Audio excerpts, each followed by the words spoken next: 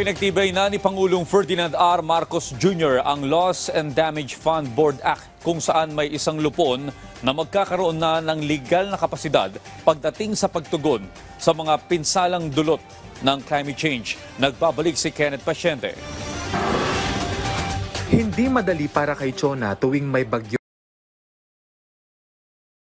kasing bahain ang kanilang lugar sa Masambong, Quezon City, dahilan para masira ang kanilang kagamitan at iba pang ari-arian.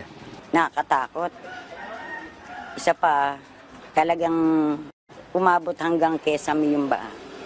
Yung mga gamit namin, lahat na lubog, wala na kaming inilabas dahil mas inuna namin yung sarili namin.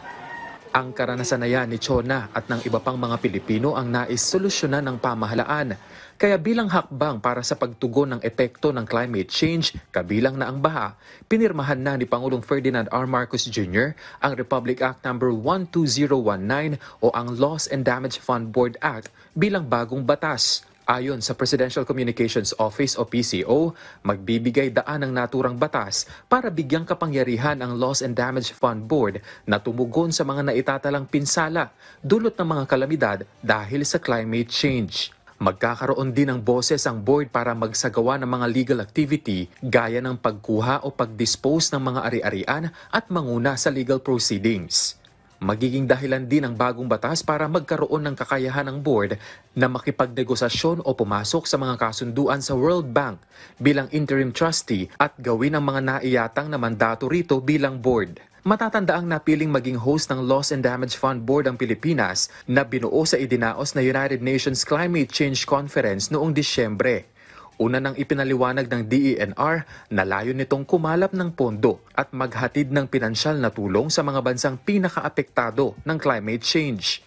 Mahalaga ito dahil yung Loss and Damage Fund, yan ang pondo na binibigay ng mga developed countries, mga mayayaman na bansa.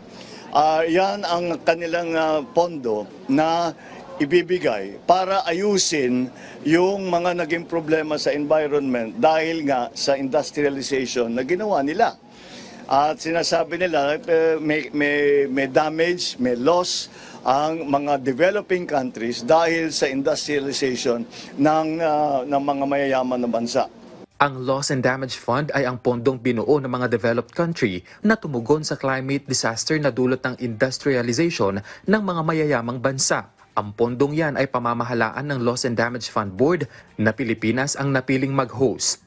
Kaya naman, magiging malaki ang ating impluensya para lahat ng ating pangangailangan, lahat ng ating pananaw tungkol dito sa subject matter na ito ay maaari nating sabihin at maaari magka-influence tayo.